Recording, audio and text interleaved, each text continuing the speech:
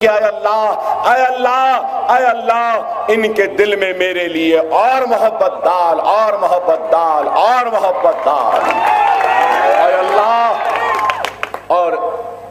جس طریقے سے میرے دل میں تو ان کے لیے محبت ڈال رہا ہے ان کے دل میں بھی میرے لیے۔ یاد ہوگا لوگوں کو، یاد ہوگا میں واقعہ سناتا تھا، قیس اور لیلا کی محبت کا واقعہ سناتا تھا کہ قیس اپنی لیلا سے اتنی محبت کرتا تھا، اتنی محبت کرتا تھا کہ لیلا مر گئی تو قیس مجنون مٹی کی خوشبو کو سونگھ کر پہچان لیا تھا کہ یہ میری لیلا کی خبر ہے، یہ میری لیلا کی خبر ہے۔ ارے اکبر الدین اویسی بھی کوئی مجنوں سے کم نہیں، کوئی مجنوں سے کم نہیں، جو اپنے محسنوں سے اتنی محبت کرتا ہے، اتنی محبت کرتا ہے، خدا کی قسم اگر قیس زندہ ہوتا تو قیس شرما جاتا اپنی مجنوں اور لیلا کی محبت پہ جتنی محبت اکبر الدین اویسی آپ سے کرتا۔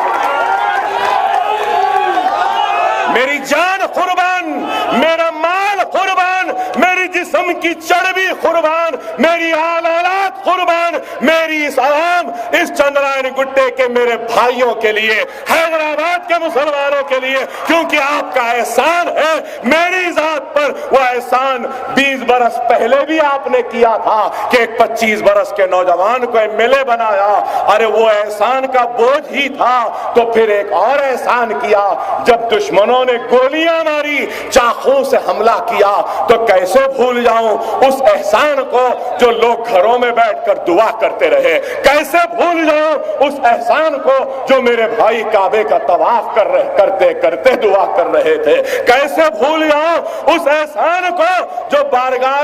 نبوت مدینے میں رسول اللہ کی بارگاہ میں کملی والے کے پاس، سبز گنبد والے کے پاس معروضے لے کر کھڑے تھے، کیسے بھول جاؤں، کیسے بھول جاؤں میرے گھروں میں میری ماں اور بہنوں نے روزہ رکھا، کیسے بھول جاؤں اس احسان کو، کیسے بھول جاؤں ان نوجوانوں کے دعاؤں کو، چلچلاتی دھوپ میں کھڑے تھے، ارے آپ کی دعائیں تھی،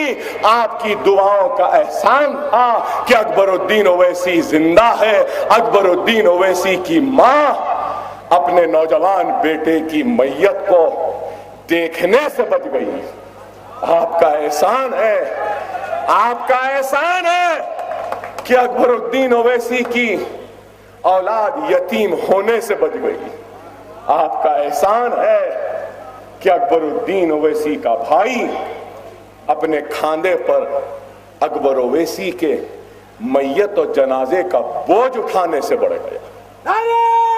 تکبیر! نعرہ تکبیر! کیسے بھول جاؤں؟ ارے آج دنیا سوال کرتی ہے، مجھ سے بولتی ہے کہ اکبر الدین اویسی تمہارے اتنے اسکول کیوں ہیں؟ ارے یہ اتنے اسکول بھی کم ہیں، اس احسان کے بدلے کم ہے۔ میری زندگی میں اب کوئی مقصد نہیں،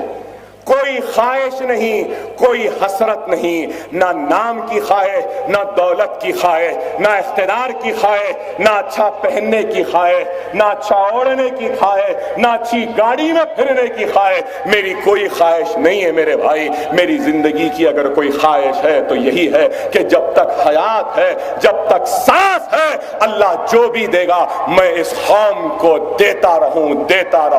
آخری لمحے تک دیتا رہوں، دیتا چلا جائے۔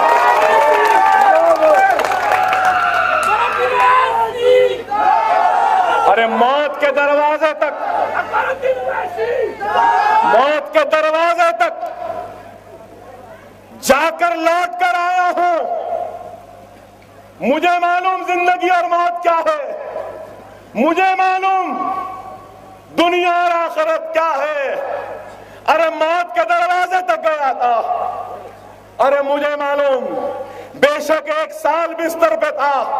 تڑپتا رہتا تڑپتا تھا، آج بھی تڑپتا ہوں، کروٹ نہیں لے سکتا، بیٹھ کے نماز نہیں پڑھ سکتا، کھانا نہیں کھا سکتا، لیکن پھر بھی میری سانس چل رہی ہے تو نہیں معلوم کہ وہ کیا کام ہے جو اللہ مجھ سے لینا چاہتا ہے۔ بس وہی سوچتا ہوں کہ آج کا دن نکلا، اگر آج کوئی فریادی آتا ہے فریاد لے کر تو سمجھتا ہوں کہ شاید اس فریادی کے لیے زندہ ہوں۔ اگر آج آپ کے اس جلسے میں کھڑا ہوں تو یہ سوچ رہا ہوں کہ شاید یہ جلسے کو مخاطب کرنے کا کام تھا جو اللہ لینا چاہتا تھا، شاید یہ اسکول بنانے کا کام اللہ لینا چاہتا تھا، شاید یہ مدرسے بنانے کا کام اللہ لینا چاہتا، نہیں معلوم، شاید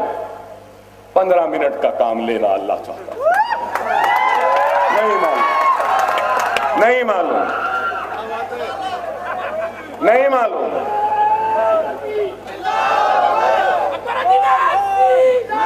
مگر یہ بات ضرور کہوں گا، دنیا اگر سمجھ رہی ہے اکبر اویسی کمزور ہو گیا، یا اگر گولیاں کھانے سے اب وہ ہمت نہیں، تو ان سے کہنا چاہتا ہوں گولیوں سے پہلے ذرا کم بے باکی تھی، گولیوں کے بعد اور بے باکی آ گئی۔ آج مجلس پر تنقید و الزام کر لگانے والا، ارے مجلس پہ تنقید کرو، ضرور بولو مجھے اویسی ہاسپٹل میں یہ اچھا نہیں ہے، اس کو اچھا کرو، اویسی ہاسپٹل میں یہ صحیح نہیں ہو رہا، اس کو صحیح کرو، اسرا میں یہ صحیح نہیں ہے، صحیح کرو، آپ کے اسکول میں یہ تعلیم صحیح نہیں ہے، اس کو کرو، دارالسلام میں ایسا نہیں ہے، اس کو کرو، یہ بولو۔ میں تنقید کرنے والے کو اپنا آئینہ سمجھتا ہوں، بشرط یہ کہ تنقید برائے تعمیر ہو، برائے تعمیر، ایسی تنقید کرو کہ اکبر الدین اویسی کا کام اور اچھا ہو جائے، ایسی تنقید نہ کرو کہ جو ملت میں رخنا ڈال دے، ملت کو منتشر کر دے، ملت کو بانٹ دے۔